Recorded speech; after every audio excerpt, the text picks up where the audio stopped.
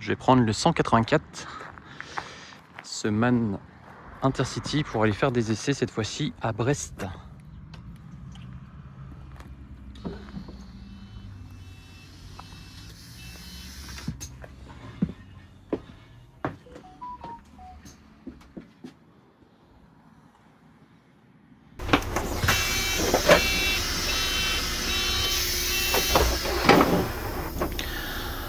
Alors celui-ci il est assez joli comme véhicule, l'aménagement est sympa à l'intérieur avec des rideaux rouges et des sièges avec du velours et assez foncé. Le rendu est assez sympa, sauf que il y a juste un bémol, c'est que c'est une motorisation D08 avec un petit moteur qui fait 290 chevaux. Alors là je mets le code Girouette 21 qui indique véhicule en essai.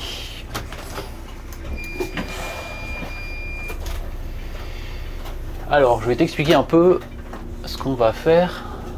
C'est un peu spécial, c'est la première fois que je fais ce genre de manipulation avec un autocar.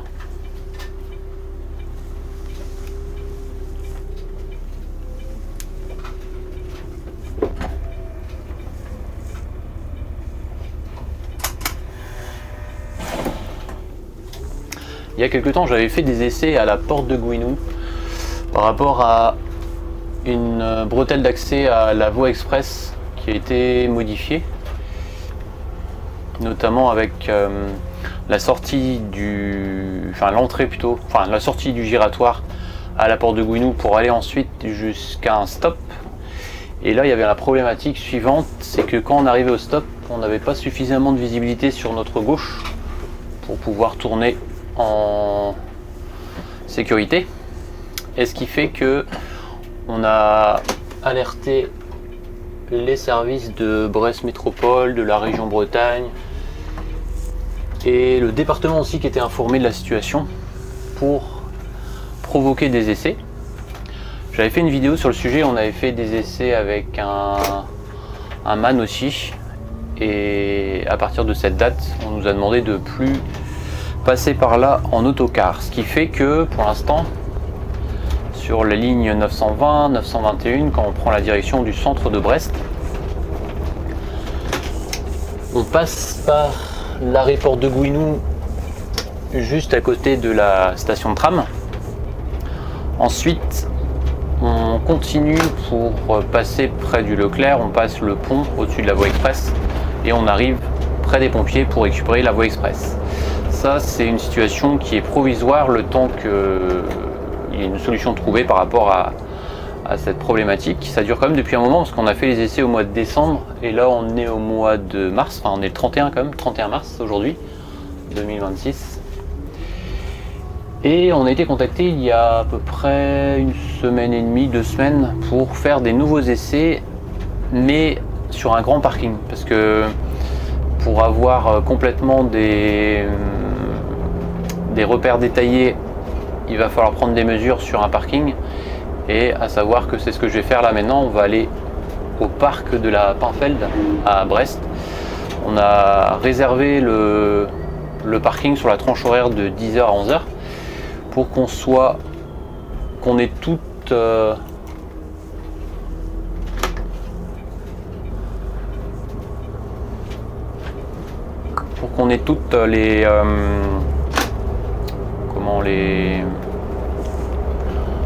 les circonstances réunies pour que on puisse faire des repères, à savoir que je suis présent. Il y a aussi le maître d'œuvre, il me semble, enfin c'est une entreprise privée qui vient aussi pour elle prendre des mesures, et en fonction des mesures qu'il va prendre, il va ensuite refaire le plan d'aménagement de la bretelle d'accès du rond-point jusqu'au fameux stop, et il va apporter une modification, à savoir que par rapport au stop actuel, il va être élargi sur le côté droit.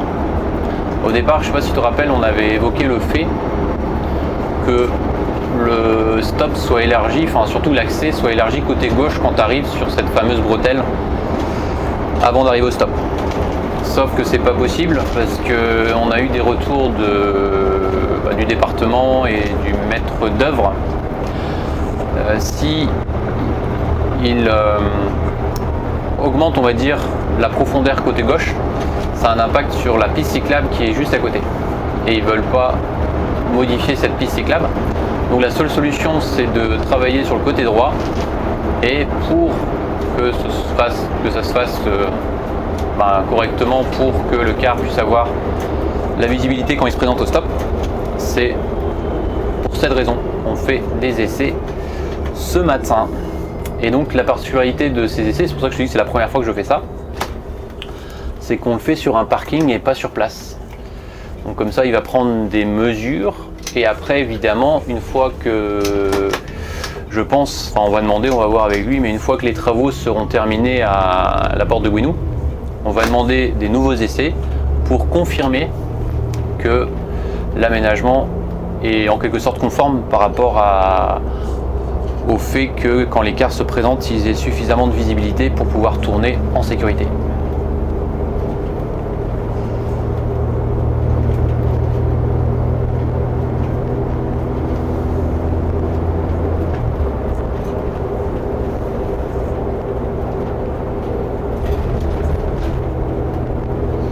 Il a une particularité aussi, ce véhicule, c'est que il s'agit d'une boîte de vitesse différente par rapport aux autres MAN qu'on a, parce que les autres c'est du ZF et là c'est une boîte Voith. Je sais pas si ça se prononce comme ça ou Voith, avec seulement 4 vitesses, parce que là on est en D3 et là il va passer la dernière, la 4. Voilà, là on est en 4.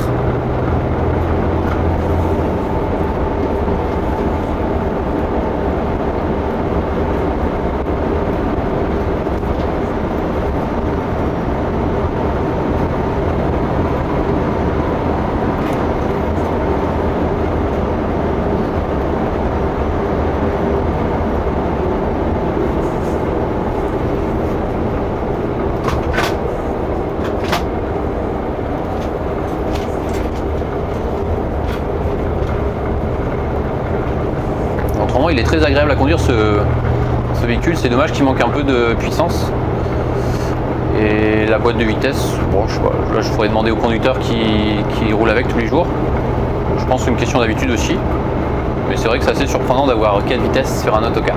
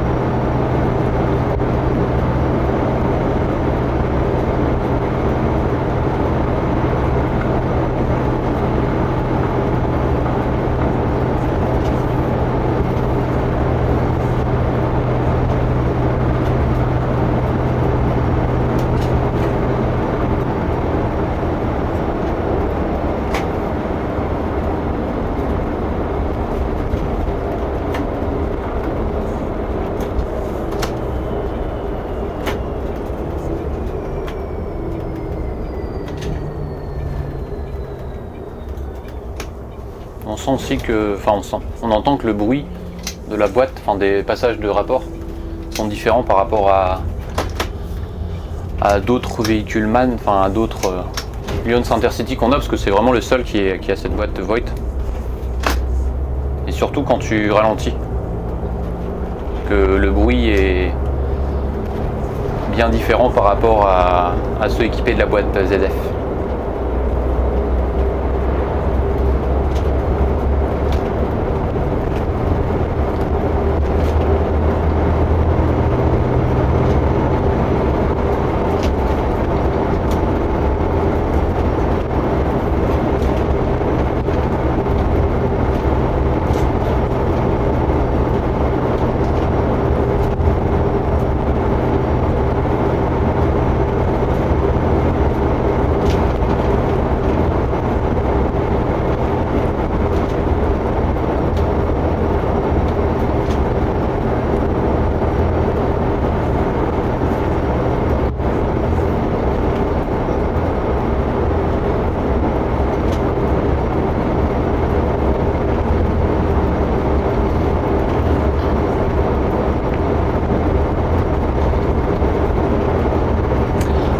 aussi, autre sujet que je vais évoquer dans cette vidéo, c'est ce qu'on est en train de faire en ce moment, enfin ce que je suis en train de faire en tant que coordinateur. Comme ça tu situes peut-être par rapport à l'année, parce qu'il y a des périodes de l'année où je fais certaines choses par rapport au calendrier. Et là on est le 31 mars et c'est la période où on est en train de valider les horaires d'été, donc c'est pratiquement fait, à savoir qu'il ne reste plus qu'à envoyer à l'imprimeur les fichiers, ensuite à vérifier les fichiers PDF pour vérifier qu'il n'y ait pas d'erreur, et à côté que je fasse la saisie dans un outil qui s'appelle Chouette, et ça permet aux usagers de voir les horaires en ligne sur le calculateur d'itinéraire, notamment sur corrigo.bzh.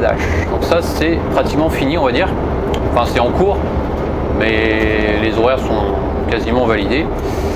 Et la partie qui va être la plus importante dans le travail qu'on est en train de réaliser là plus avec les exploitants, c'est les horaires d'hiver. Ce sont les horaires d'hiver.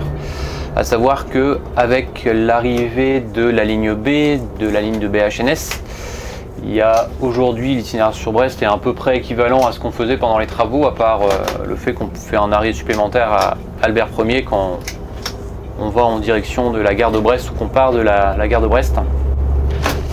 À partir de septembre, on va quand même renforcer les départs et arrivées à la gare de Brest, à savoir que il faut qu'il y ait environ au moins 8 trajets, enfin surtout sur la 921, 8 trajets au départ et à l'arrivée à la gare de Brest du lundi au vendredi. Et on a aussi d'autres demandes qu'on va essayer de satisfaire. Après c'est un peu plus complexe quand même. C'est de faire en sorte que sur les horaires domicile-travail, à savoir sur les heures de pointe, notamment pour peut-être arriver à Brest aux alentours de 7h30, enfin là je parle du centre de Brest, donc d'aller, en plus de ce qu'on fait aujourd'hui, d'aller en gare routière ou de partir de la gare routière de Brest aux heures de pointe. Et l'idée, dans la mesure du possible, c'est d'y arriver vers 7h30 le matin pour ceux qui commencent à 8h et qui pourraient après avoir un cheminement piéton et peut-être prendre aussi le tram ou une autre ligne de bus au centre de Brest, avec toujours cette faisabilité de s'arrêter soit à Albert Ier, soit à la gare de Brest. Et d'autre part, de trouver une solution pour le soir. Alors pour l'instant, je te parlais du 16h30, on va essayer de voir aussi si c'est une possibilité pour avoir un car qui arrive aux alentours de 8h30 par exemple. Et le soir, aujourd'hui au Carlsberg par exemple il y a la 16h20, donc cela je pense que ça bougera pas trop. Et l'idée c'est peut-être d'avoir aussi un départ aux alentours de 17h. Donc on est en train de travailler dessus en ce moment. Et c'est un travail assez intéressant, mais qui demande quand même beaucoup de temps pour vérifier ce qui est possible, surtout dans ce qu'on appelle les réutilisations. Parce qu'il y a des cars qui font des services scolaires et ensuite qui réenchaînent sur Brest. Donc ça concerne deux lignes régulières, la 920 et la 921. Pour l'été, je t'en ai pas parlé, ça change pas grand chose, c'est un copier-coller de l'été dernier sur les 920-921 avec des trajets systématiques à la gare de Brest sur tous les services. Les seuls changements qu'on a réalisés, c'est qu'on a rajouté l'arrêt Albert Ier sur les lignes 920 et 921. Et sur la 921, on a modifié les horaires au départ de la gare de Brest. On a décalé, on a avancé de 5 minutes sans toucher à l'arrivée à Porte de Gouinou, parce qu'il n'y avait pas assez de temps entre la gare jusqu'à la Porte de Gouinou. Il n'y avait que 15 minutes il me semble sur certains horaires, c'était beaucoup trop juste. Et on a donc rajouté 5 minutes.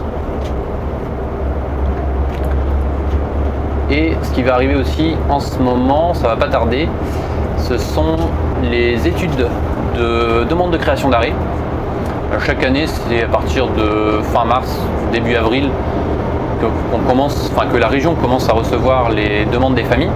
Donc les familles font une demande en ligne et après ça arrive directement à l'antenne de Quimper qui va vérifier si déjà c'est pertinent d'étudier le dossier.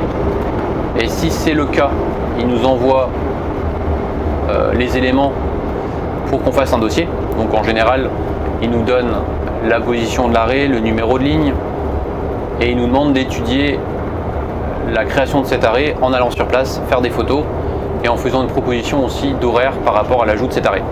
Alors dans la grande majorité des cas, ce sont des arrêts qui sont ajoutés sur l'itinéraire existant, donc ce qui quand même est assez facile à traiter, mais ça arrive de temps en temps que ça nécessite de revoir complètement le circuit pour faire peut-être une boucle supplémentaire pour desservir cet arrêt, et auquel cas ça demande un peu plus de temps parce qu'il faut aller sur place. En plus de faire les photos, il faut aller aussi vérifier les temps entre le début du circuit et la fin du circuit dans les deux sens de circulation. Donc ça va commencer là d'ici quelques jours, et ça va demander aussi un peu de temps pour traiter chaque dossier, mais c'est intéressant parce que ça permet de se remettre dans les circuits et puis d'aller aussi sur le terrain voir un peu ce qui peut être fait par rapport aux différentes demandes qu'on peut avoir. Et après évidemment c'est ça qui est intéressant, c'est que c'est pas un travail qui va être réalisé que par l'exploitant, c'est d'abord par la région Bretagne, autorité organisatrice, qui nous envoie les demandes. Ensuite c'est nous, parce qu'on va sur place, on va étudier le dossier, on va transmettre les éléments à la région, et c'est aussi un travail de la commune, parce que maintenant quand un arrêt est créé et qu'il n'a pas fait l'objet d'une étude, ça demande aussi un petit aménagement, notamment pour empirer ces zones d'attente pour que les usagers puissent avoir quand même un espace bien défini pour attendre le car.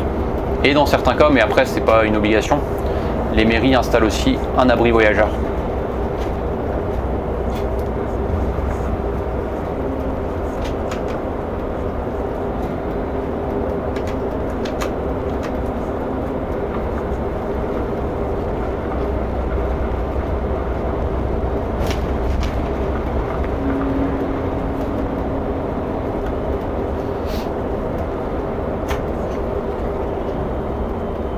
Là on sent vraiment la différence de son au ralentissement par rapport aux autres véhicules. Je trouve qu'il a un son un peu plus aigu.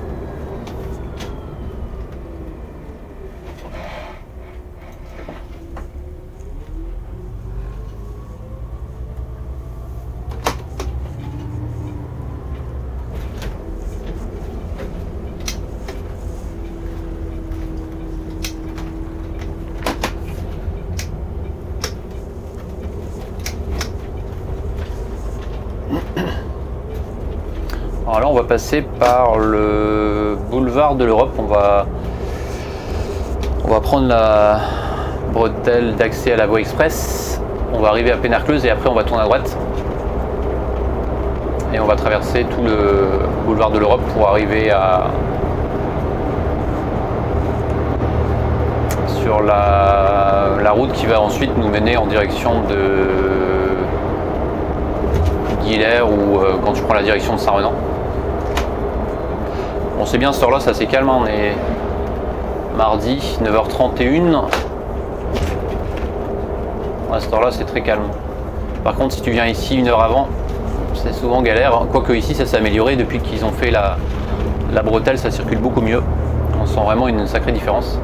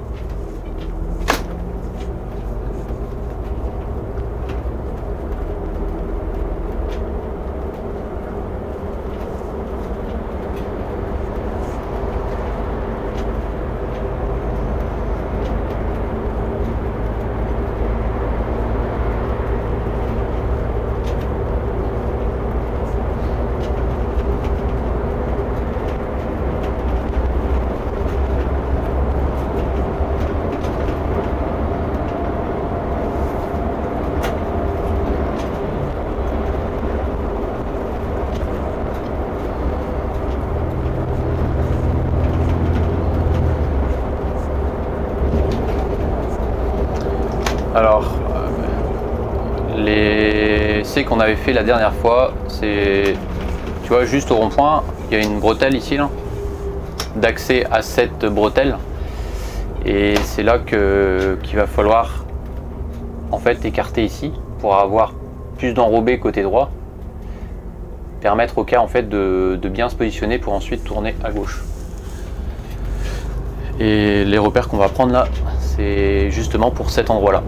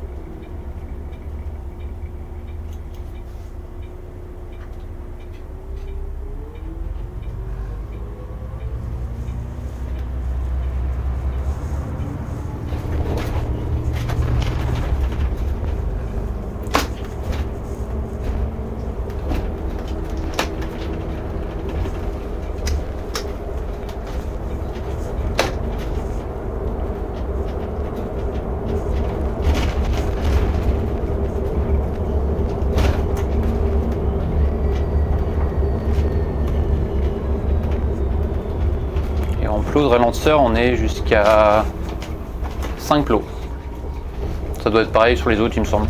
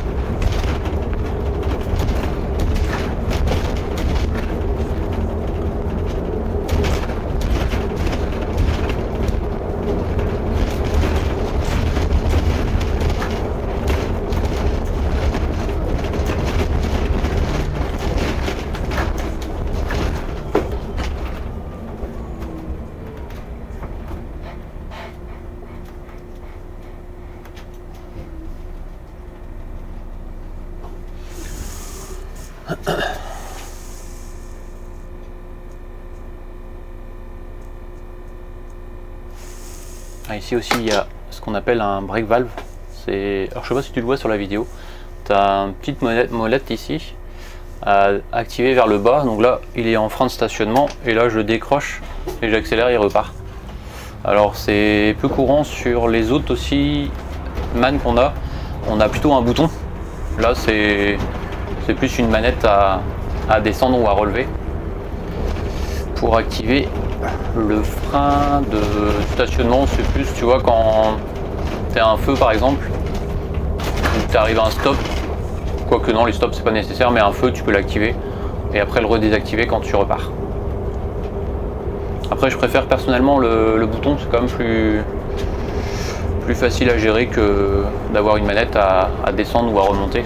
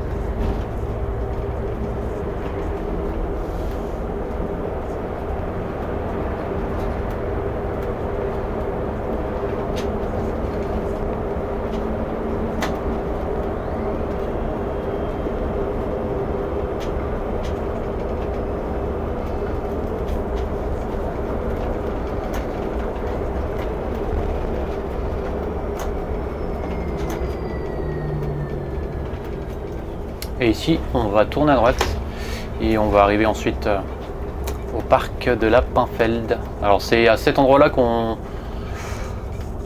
est amené des fois à aller en car aussi pour des événements comme par exemple le salon Azimut qui est réalisé tous les ans au mois de janvier, où il y a d'autres événements comme le week-end dernier. Là c'était le cas justement samedi dimanche dernier, c'était un petit salon de l'agriculture.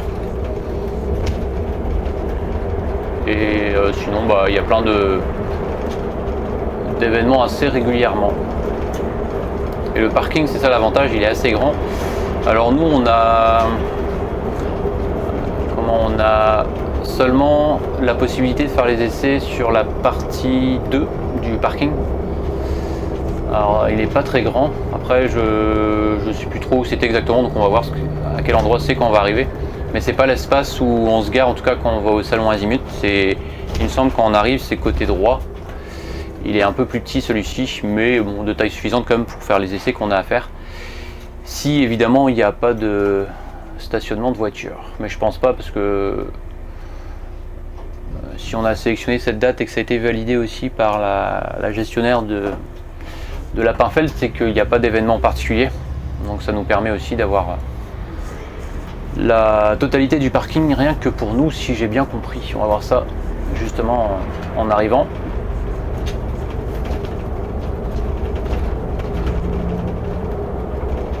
Alors là pareil, tu vois, quand on utilise un parking comme c'est le cas à la Pinfeld, il faut quand même une autorisation.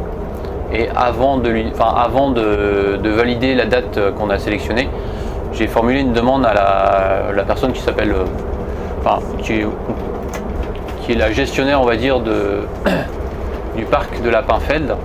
Et une fois qu'elle nous a donné notre accord, et ben on a validé la date d'aujourd'hui et le créneau horaire pour que tout soit clair et surtout qu'on soit sûr que quand on arrive sur le parking, d'une part qu'il soit libre et d'autre part au moins de faire la démarche, parce que c'est pas comme c'est pas un parking public, il me semble pas. Ça va être un parking qui doit, quoique je sais pas à qui il appartient, mais en tout cas il faut au moins faire les demandes pour avoir les autorisations et pour être tranquille pour faire les essais comme il faut. Donc on arrive, c'est juste ici à gauche.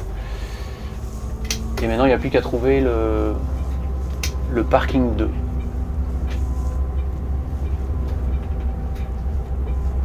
Alors, il me semble que c'est juste à droite là. Mais il y a une barrière, alors est-ce qu'elle est bien ouverte? On va voir ça.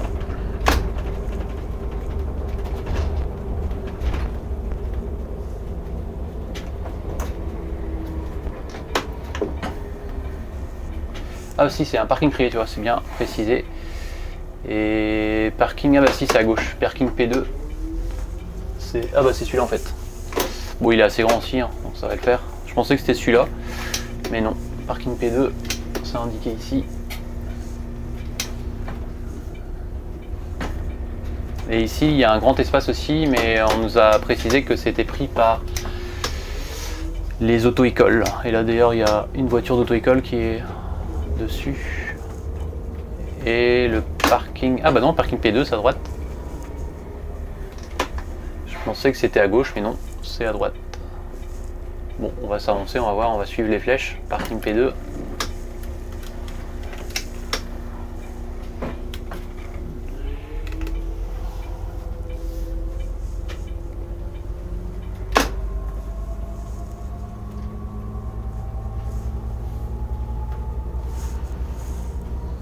Et c'est surtout cette zone-là que les cars stationnent quand on va au salon Azimut.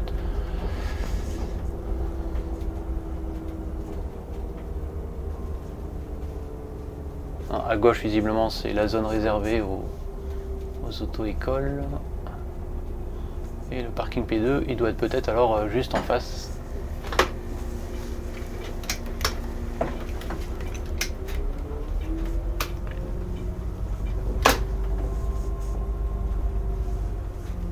Ouais, non, c'est une auto-école aussi. Bon, on va se mettre là, puis on va attendre, on verra bien. Ah si, c'est à gauche, parking P2. Bon, ça va être chaud de tourner l'encart. Hein. Ça va être chaud de tourner l'encart.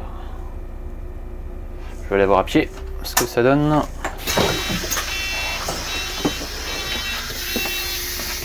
Finalement, c'est juste en bas à gauche.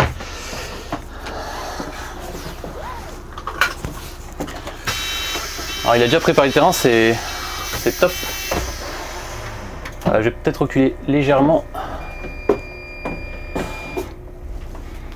pour prendre assez large.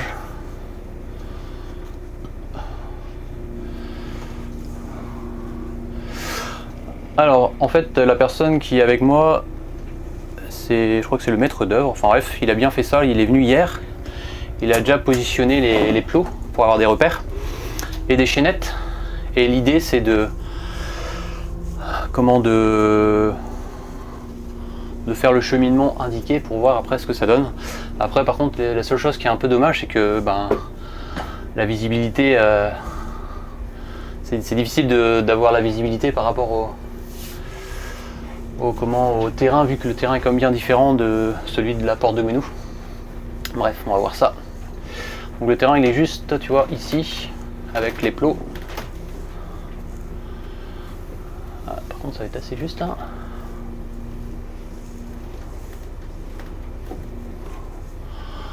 C'est juste, mais ça va le faire. Hop là.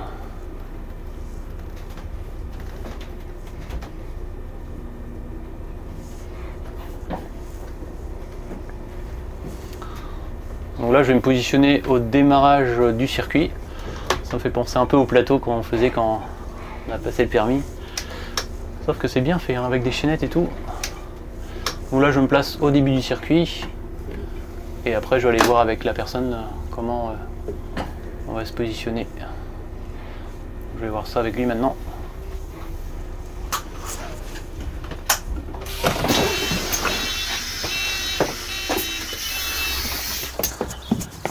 c'est parti.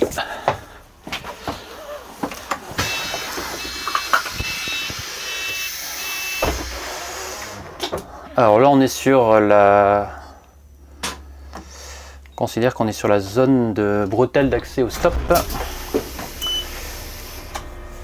Et l'idée c'est que je me place au stop pour que je sois de façon... Enfin que je sois perpendiculaire au stop.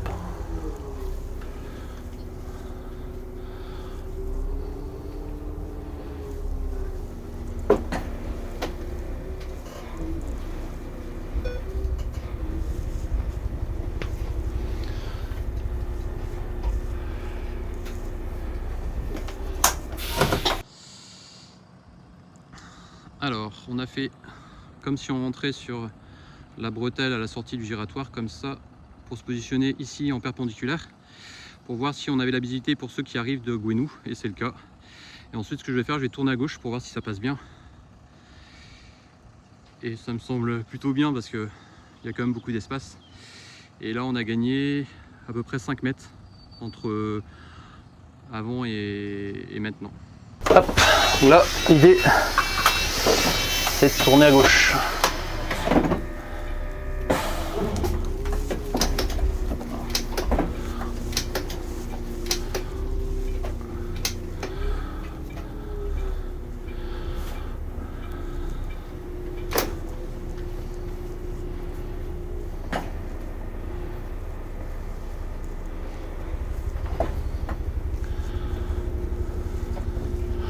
Donc là, je vais refaire un deuxième essai en allant un peu plus vite pour faire comme en situation réelle, quoi.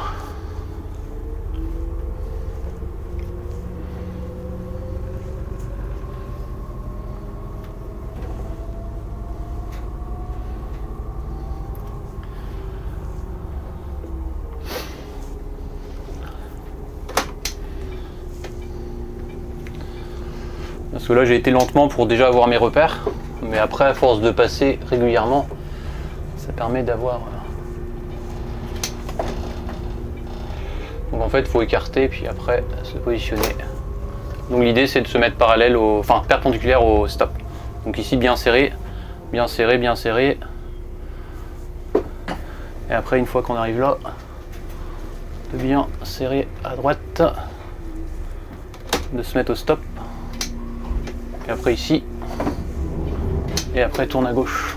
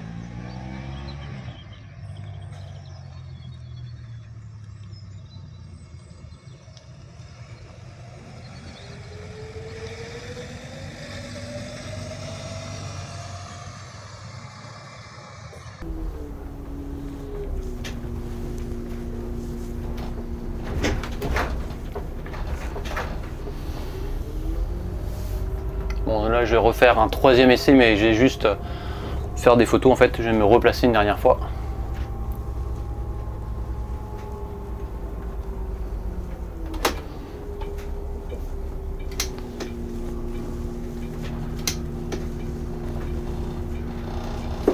Hop.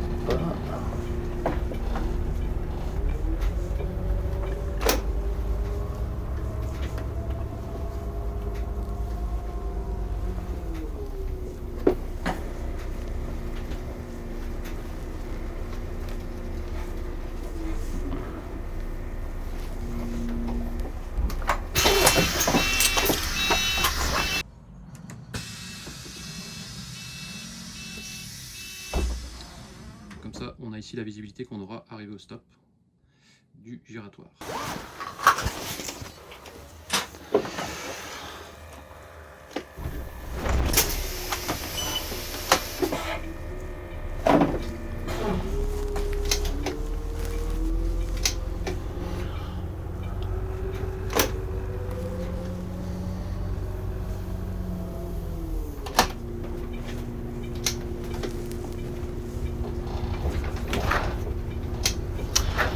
Alors cette fois-ci on rentre au dépôt, on va remonter par là, on va voir si c'est assez facile pour tourner là en haut parce que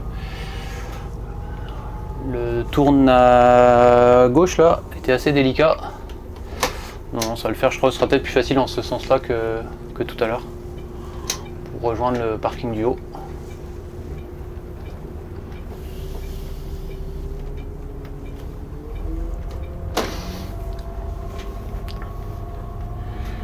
Tac.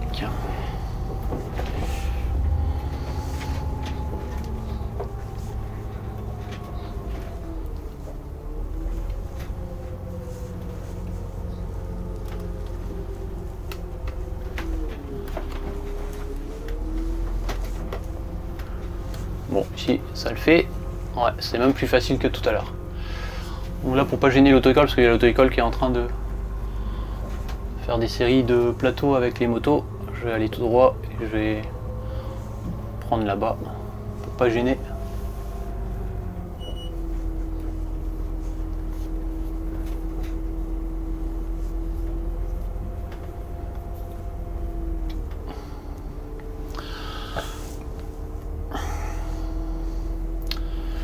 Alors pour info, les essais sont validés.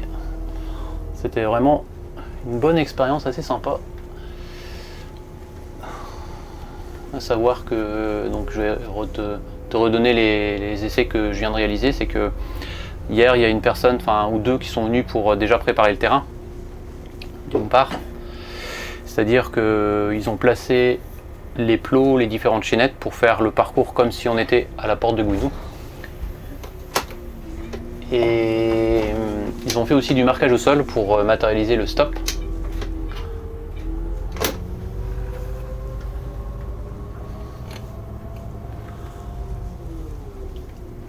Et comme ça aujourd'hui quand je suis arrivé, tout était prêt et j'ai juste eu à suivre le parcours. Et l'objectif était donc de pouvoir vérifier si le car, l'avant du car peut se positionner de façon perpendiculaire au stop pour pouvoir ensuite avoir la visibilité côté droit, ce qu'on a vu, ce qui se fait correctement. Et comme je disais, là les premiers essais que j'ai réalisés, les roues ils étaient complètement tournées avant que je reparte à gauche, donc il fallait les retourner un peu sur place, donc ça c'était pas génial. Mais comme je disais, à force de faire, c'est-à-dire à force de passer là, les conducteurs vont prendre l'habitude de bien se positionner avec les roues droites pour pouvoir ensuite tourner. Enfin, déjà arriver au stop avec les roues droites pour pouvoir tourner après de façon correcte à gauche. Donc ça c'est le point positif, ça veut dire que les essais sont validés et que les travaux vont être réalisés prochainement. Alors au niveau des délais, parce que je lui ai demandé combien de temps ça pourrait prendre, et je lui ai demandé surtout si ça serait bon pour l'été, et a priori oui, c'est-à-dire que, je dis bien a priori, après ça a confirmé, mais qu'à compter de la période d'été, on pourrait emprunter directement de la porte de Gouinou la voie express dans le sens direction le centre-ville de Brest, donc la gare routière. Alors évidemment, si les travaux sont terminés avant, on passera avant. On fera comme d'habitude une infotrafic.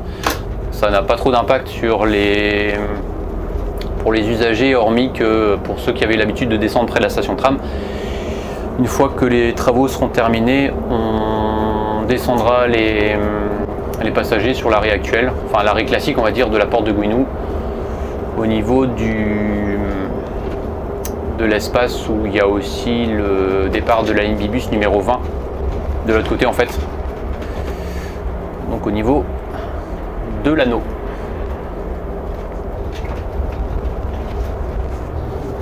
Bon, ça a été rapide en plus parce que là il est 10h17, bon je suis arrivé un peu plus tôt, donc les essais se sont faits de façon très rapide,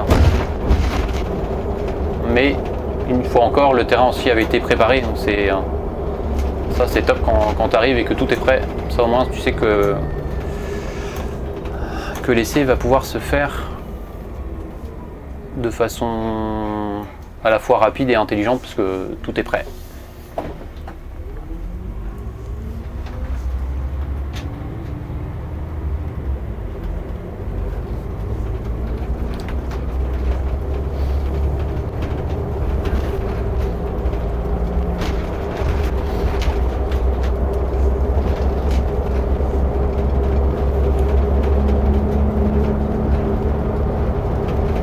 Alors, je vais mettre sur la file de gauche parce que on va reprendre le boulevard de l'Europe pour aller jusqu'au giratoire de Bénarcleuse et reprendre ensuite la RN12 pour sortir à Gouesnou.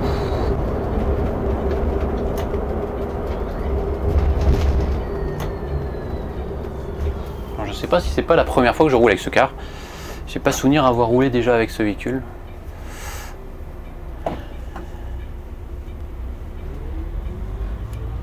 Au niveau conduite, il est bien. Hein. C'est juste dommage qu'il manque un peu de puissance. Mais autrement, il est super agréable. Et finalement, la boîte à 4, il y en a qui n'aiment pas. Mais jusque-là, je trouve que c'est plutôt sympa. Parce que les rapports sont plus longs. Donc, par exemple, dans les ronds-points, tu as l'habitude par exemple, de démarrer et puis que ça fasse 1, 2, 3. Alors que celui-là, c'est plus long. Donc, je pense que c'est aussi plus facile pour se dégager rapidement. Même si, encore une fois, le moteur n'est pas super puissant puisqu'il fait 290 chevaux.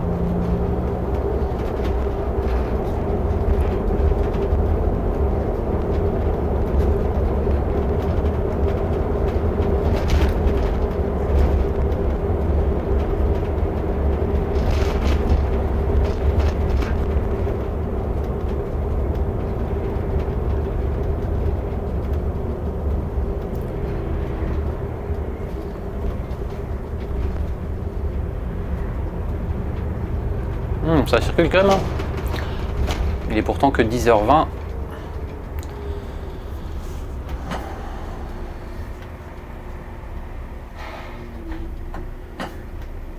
Et juste ici, il y a l'arrêt Lafpa, c'est le terminus de la ligne Bibus numéro 3 qui va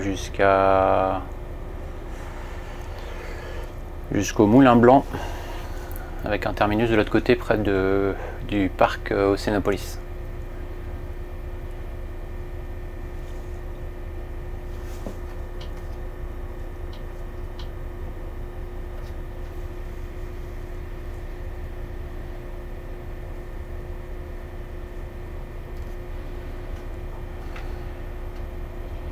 Donc là, ce que je vais faire par rapport aux essais qu'on vient de réaliser aussi, je vais de mon côté aussi faire même si la personne fait un compte rendu, je vais faire juste un compte rendu interne plus que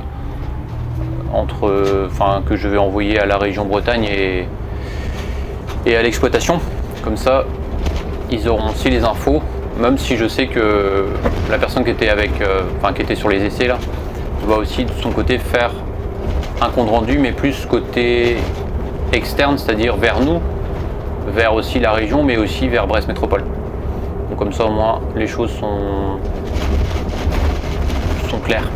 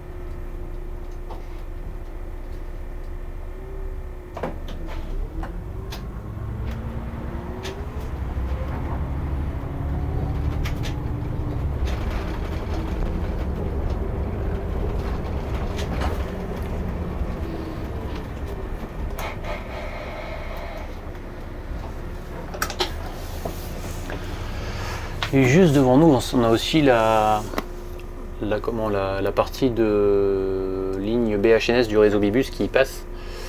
Il arrive ici et ensuite il prend la direction de Lambézélec. Et ici il y a un système aussi de feu qui normalement doit détecter les bus. Sauf que j'ai l'impression que ça ne fonctionne pas bien. J'ai compté une fois, là j'étais dans le bus parce que j'ai testé c'était le jour de l'inauguration.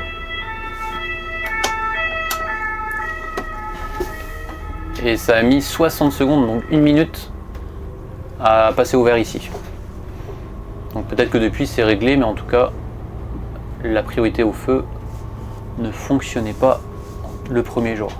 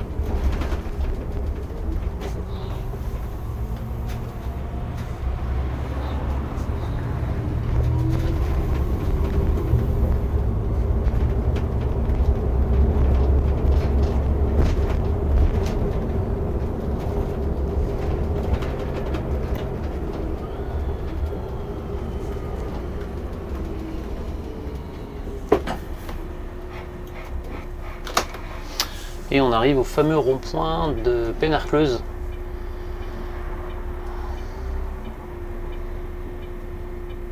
Je suis assez étonné par la circulation à cette heure-là, parce que il est vraiment...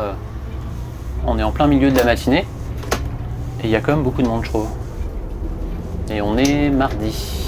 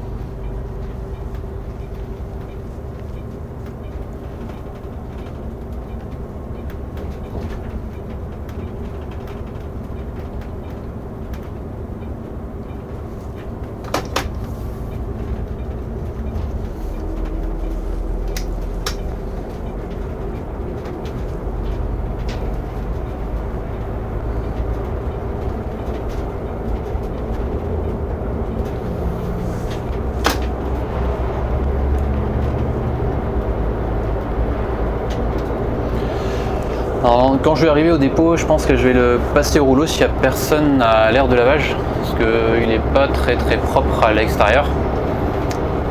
Et j'en profiterai aussi pour te montrer les vues de l'intérieur, en particulier les sièges, qui sont un peu atypiques par rapport aux autres véhicules qu'on a.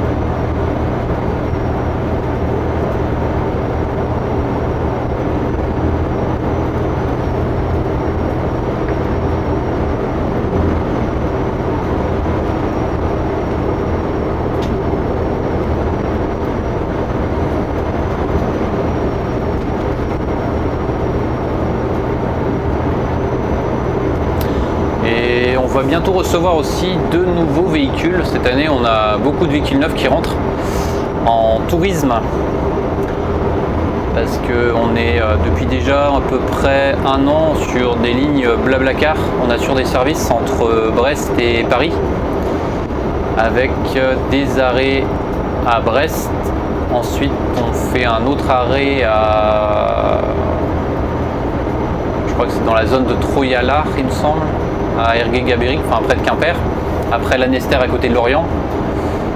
Ah, là-bas il y a un Carzabert, je crois. Ah non, ça ressemble de loin, mais non, c'est un camping-car. Mais c'est vrai que certains ils ressemblent de loin à des autocars, notamment avec les rétros en oreille. Donc je disais Lanester, après on fait Rennes, Le Mans et on va jusqu'à Paris-Bercy. Et jusqu'à présent, on avait affecté 2 Magnum Coach, mais qui n'étaient pas en identité Blablacar. Ils étaient un en identité Bian, le deuxième en identité Cébus. Il y avait aussi un autre, un troisième, c'était un VDL Car des Abers. Et ceux-là vont être retirés de ces lignes Blablacar pour être remplacés par des véhicules neufs qui sont... Il y a déjà un qui est arrivé là, qui est chez le concessionnaire MAN. Et j'aurai sûrement l'occasion de faire une vidéo de présentation de chacun de ces véhicules, sachant qu'ils vont être équipés de girouettes. Ils sont équipés aussi d'une rampe PMR et ils ressemblent beaucoup au numéro de parc 182, le Cébus qu'on a avec la rampe PMR, sauf que à la différence, c'est que pour l'instant ils ne sont pas équipés de rétroviseur caméra. A priori, ils sont en train de chercher un nouveau prestataire, si j'ai bien compris, chez MAN. Ils changent de prestataire pour les rétrocaméras, ce qui fait que pour l'instant, les deux qui sont livrés pour du Blablacar sont équipés de rétroviseurs classiques. Alors j'en profite aussi, tiens, pour demander ton avis sur le fait de préférer soit les rétroviseurs classiques, comme c'est le cas avec... les anciens véhicules, on va dire, enfin les anciens, pas forcément, parce que nous on a des neufs avec des véhicules avec des rétros classiques, mais est-ce que toi tu préfères des rétros classiques ou des rétroviseurs caméra? Tu peux le mettre dans la partie commentaire, je serais curieux de savoir et de faire peut-être aussi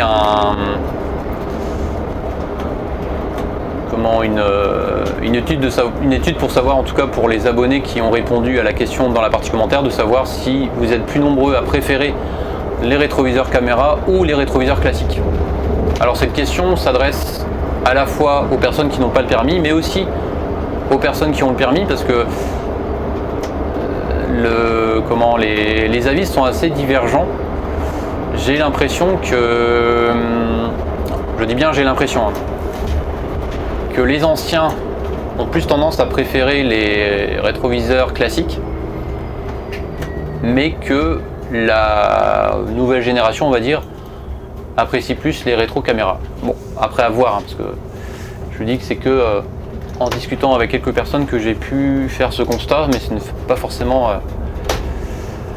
la réalité sur un grand nombre de personnes. Donc si tu peux mettre dans la partie commentaire, ça pourrait peut-être faire l'objet de statistiques pour savoir, en tout cas pour ceux qui ont répondu, si vous préférez soit les rétroviseurs classiques ou soit les rétroviseurs caméra.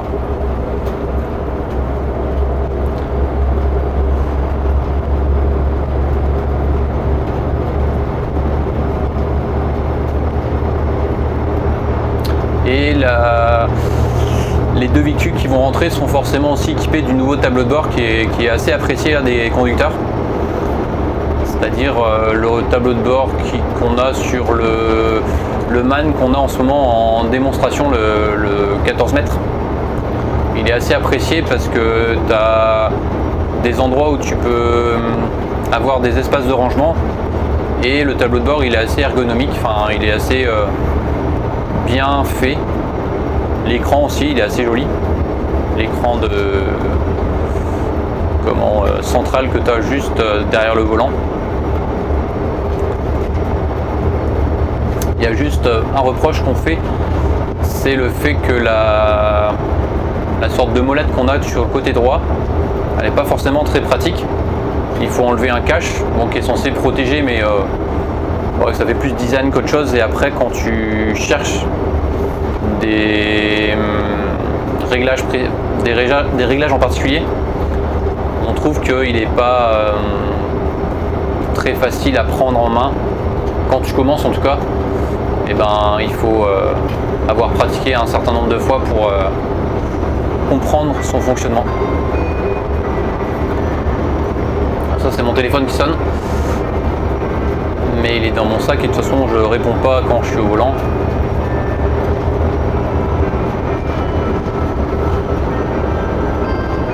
D'habitude je mets en silencieux, mais là c'est un peu particulier cette semaine parce que on a une semaine d'astreinte par mois entre toutes les personnes du bureau.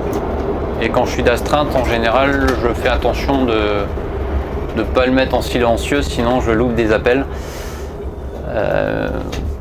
J'ai tendance par contre à le mettre en mode silencieux arrivé à une certaine heure, parce que entre 9h et jusqu'à 17h30, on ne peut pas considérer qu'il y a de l'astreinte, même s'il y a effectivement le créneau de midi entre midi et 14h.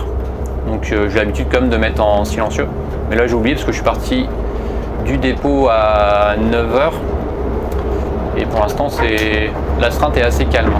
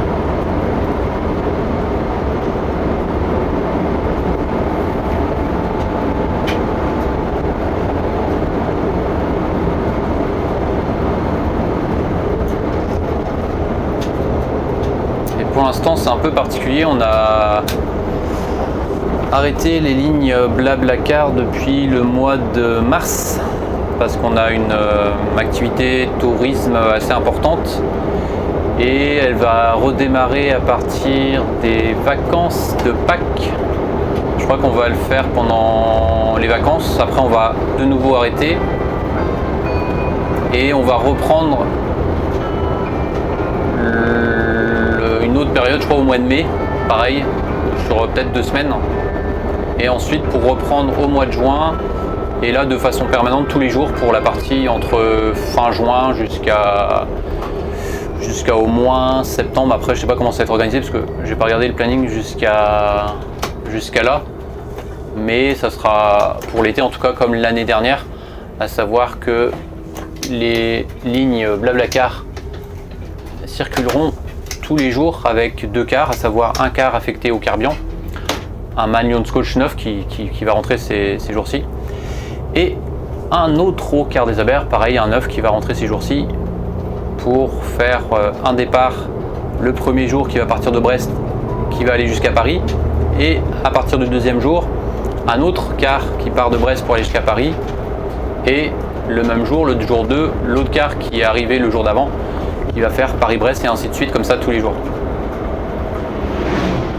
Mais par contre la particularité qu'on a chez nous, c'est qu'il n'y a aucune ligne Blablacar qui circule de nuit. En général, jusqu'à présent en tout cas, les horaires c'était... Alors, les horaires on va dire avant qu'on arrête c'était 10h45 de Brest pour arriver à Paris-Bercy aux alentours de 19h je crois. Ou plus tard que ça parce que 19h ça me paraît tôt, 19h30 je pense, voire 20h. Et dans l'autre sens on partait de Paris-Bercy, je crois que c'était à 9h15 pour arriver à Brest aux alentours de 19h. Sauf que l'été dernier les horaires étaient un peu différents, on partait aux alentours de 8h il me semble de Brest pour arriver à Paris-Bercy aux alentours de 18h je crois.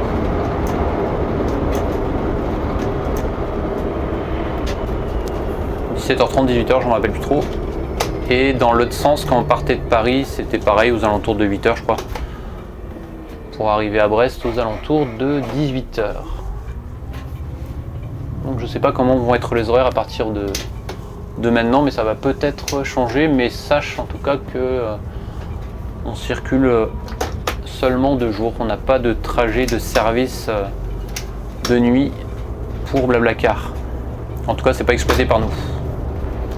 Il y a Gézékel qui fait un départ de nuit à 20h20 de Brest, qui arrive aux alentours de 6h il me semble à Paris-Bercy. Et un autre dans le sens aussi pareil à peu près. Départ 20h20, 20h30 je crois. En Blablacar.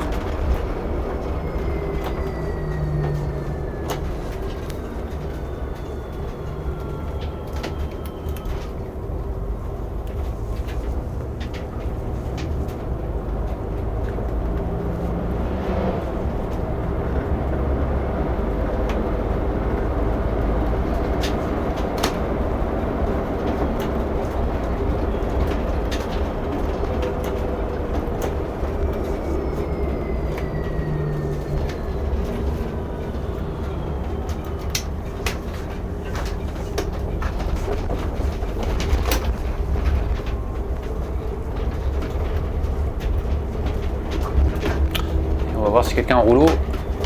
Parce que s'il n'y a personne, on va pouvoir le passer. Ah bah non, c'est mort. Il y a un carquet avec l'atelier visiblement. Bon, tant pis, je vais pas pouvoir le passer parce que j'ai l'impression qu'ils sont en train de faire des manips avec un autocar.